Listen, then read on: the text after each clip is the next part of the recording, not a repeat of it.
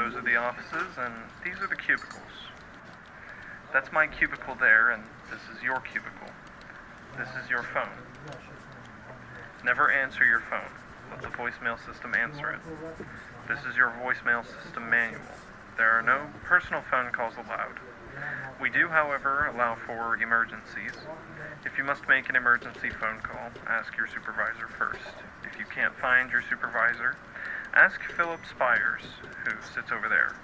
He'll check with Clarissa Nix, who sits over there. If you make an emergency phone call without asking, you may be let go. These are your in and out boxes. All the forms in your inbox must be logged in by the date shown in the upper left-hand corner, initialed by you in the upper right-hand corner, and distributed to the processing analyst whose name is numerically coded in the lower left-hand corner. The lower right-hand corner is left blank. Here's your processing analyst numerical code index, and here's your forms processing procedures manual. You must pace your work. What do I mean? I'm glad you asked that. We pace our work according to the 8-hour workday. If you have 12 hours of work in the inbox, for example, you must compress that work into the 8-hour day. If you have 1 hour of work in your inbox, you must expand that work to fill the 8-hour day. That was a good question. Feel free to ask questions. Ask too many questions, however, and you may be let go. That is our receptionist. She is a temp. We go through receptionists here. They quit with alarming frequency. Be polite and civil to the temps. Learn their names and invite them to lunch occasionally, but don't get close to them. It only makes it more difficult when they leave. And they always leave. You can be sure of that. The men's room is over there. The women's room is over there. John LaFountain, who sits over there, uses the women's room occasionally. He says it is accidental, but we know better. We let it pass. John LaFountain is harmless. His forays into the forbidden territory of the women's room simply a benign thrill, a faint blip on the dull, flat line of his life. Russell Nash, who sits in the cubicle to your left, is in love with Amanda Pierce, who sits in the cubicle to your right. They ride the same bus together after work. For Amanda Pierce, it is just a tedious bus ride made less tedious by the idle nattering of Russell Nash. But for Russell Nash, it is the highlight of his day. It is the highlight of his life. Russell Nash has put on 40 pounds and grows fatter with each passing month, nibbling on chips and cookies while peeking glumly over the partitions at Amanda Pierce and gorging himself at home on cold pizza and ice cream while watching adult videos on TV. Amanda Pierce in the cubicle to your right has a 6-year-old son named Jamie who is autistic. Her cubicle is plastered from top to bottom with the boy's crayon artwork. Sheet after sheet of precisely drawn concentric circles and ellipses in black and yellow. She rotates them every other Friday. Be sure to comment on them. Amanda Pierce also has a husband who is a lawyer. He subjects her to an escalating array of painful and humiliating sex games, to which Amanda Pierce reluctantly submits. She comes to work exhausted and freshly wounded each morning, wincing from the abrasions on her breasts or the bruises on her abdomen, or the second-degree burns on the backs of her thighs. But we're not supposed to know any of this. Do not let on. If you let on, you may be let go. Amanda Pierce, who tolerates Russell Nash, is in love with Albert Bosch, whose office is over there. Albert Bosch, who only dimly registers Amanda Pierce's existence, has eyes only for Ellie Tapper, who sits over there. Ellie Tapper, who hates Albert Bosch, would walk through fire for Curtis Lance, but Curtis Lance hates Ellie Tapper. Isn't the world a funny place? Not in the haha sense, of course. Annika Bloom sits in that cubicle. Last year, while reviewing quarterly reports on a meeting with Barry Hacker, Annika Bloom's left palm began to bleed. She fell into a trance, stared into her hand, and told Barry Hacker when and how his wife would die. We laughed it off. She was, after all, a new employee, but Barry Hacker's wife is dead, so unless you want to know exactly when and how you'll die, never talk to Annika Bloom. Colin Heavy sits in that cubicle over there. He was new once, just like you. We warned him about Annika Bloom, but at last year's Christmas potluck, he felt sorry for her when he saw that no one was talking to her. Colin Heavy brought her a drink. He hasn't been himself since. Colin Heavy is a doom. There's nothing he can do about it, and we are powerless to help him. Stay away from Colin Heavy. Never give any of your work to him. If he asks to do something, tell him you have to check with me. If he asks again, tell him I haven't gotten back to you. This is the fire exit. There are several marked on this floor, and they are marked accordingly. We have a floor evacuation review every 3 months and an escape route quiz once a month. We have our biannual fire drill twice a year and our annual earthquake drill once a year. These are precautions only. These things never happen. For your information, we have a comprehensive health plan. Any catastrophic illness, any unforeseen tragedy is completely covered. All dependents are completely covered. Larry Bagdican, who sits over there, has 6 daughters.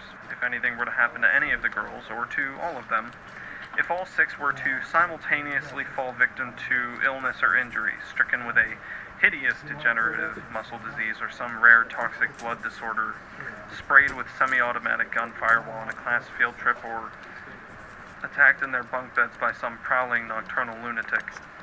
If any of this were to pass, Larry's girls would all be taken care of.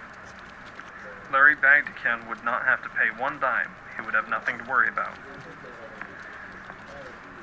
We also have a generous vacation and sick leave policy. We have an excellent disability insurance plan. We have a stable and profitable pension fund.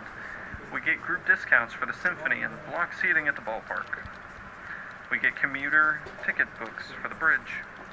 We have direct deposit. We are all members of Costco. This is our kitchenette, and this is our Mr. Coffee. We have a coffee pool into which we each pay $2 a week for coffee filters, sugar, and Coffee Mate. If you prefer Cremora or half and half to Coffee Mate, there's a special pool for $3 a week. If you prefer sweet and low to sugar, there is a special pool for $2.50 a week. We do not do decaf. You are allowed to join the coffee pool of your choice, but you are not allowed to touch the Mr. Coffee. This is the microwave oven. You are allowed to heat food in the microwave oven. You are not, however, allowed to cook food in the microwave oven. We get 1 hour for lunch. We also get 1 15-minute break in the morning and 1 15-minute break in the afternoon. Always take your breaks. If you skip a break, it is gone forever. For your information, your break is a privilege, not a right. If you abuse the break policy, we are authorized to rescind your breaks. Lunch, however, is a right, not a privilege. If you abuse the lunch policy, our hands will be tied and we will be forced to look the other way. We will not enjoy that. This is the refrigerator. You may put your lunch in it. Barry Hacker, who sits over there, steals food from this refrigerator. His petty theft is an outlet for his grief. Last New Year's Eve, while kissing his wife, a blood vessel burst in her brain. Barry Hacker's wife was 2 months pregnant at the time and lingered in a coma for half a year before she died. It was a tragic loss for Barry Hacker. He hasn't been himself since. Barry Hacker's wife was a beautiful woman. She was also completely covered. Barry Hacker did not have to pay 1 dime. But his dead wife haunts him. She haunts all of us. We have seen her reflected in the monitors of our computers. Moving past our cubicles, we have seen the dim shadow of her face in our photocopies. She pencils herself in the receptionist's appointment book with the notation to see Barry Hacker. She has left messages in the receptionist's voicemail box, messages garbled by the electronic chirrups and buzzes in the phone line, her voice echoing from an immense distance within the ambient hum, but the voice is hers.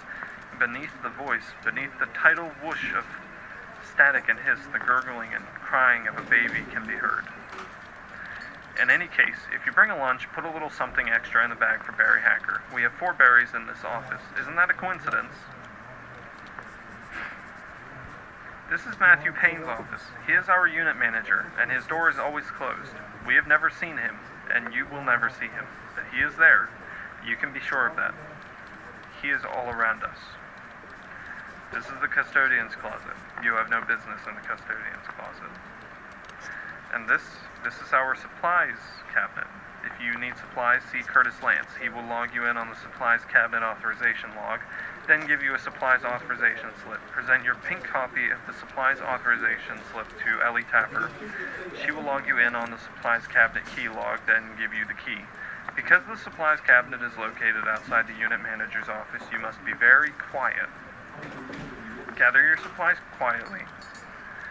The supplies cabinet is divided into 4 sections. Section 1 contains letterhead stationery, blank paper and envelopes, memo pads and notepads, and so on. Section 2 contains pens and pencils and typewriter and printer ribbons and the like.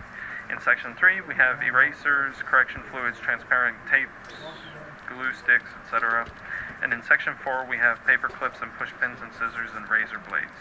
And here are the spare blades for the shredder. Do not touch the shredder, which is located over there. The shredder is no concern to you.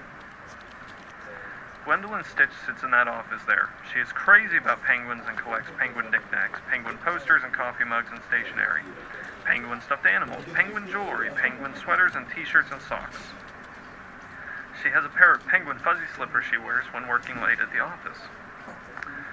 She has a tape cassette of penguin sounds which she listens to for relaxation. Her favorite colors are black and white. She has personalized license plates that read Pen Gwen.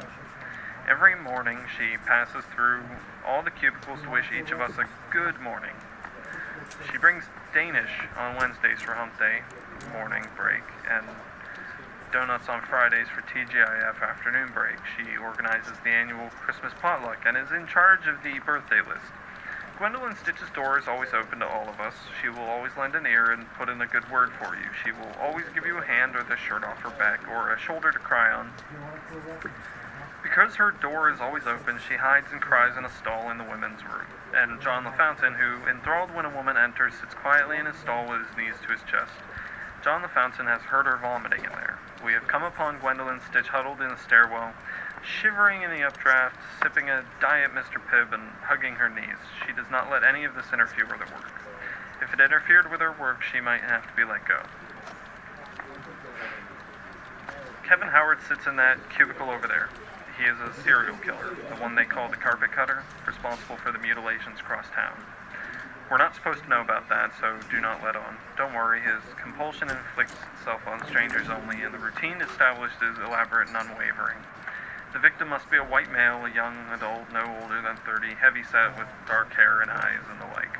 The victim must be chosen at random before sunset from a public place. The victim is followed home and must put up a struggle, etc., etc.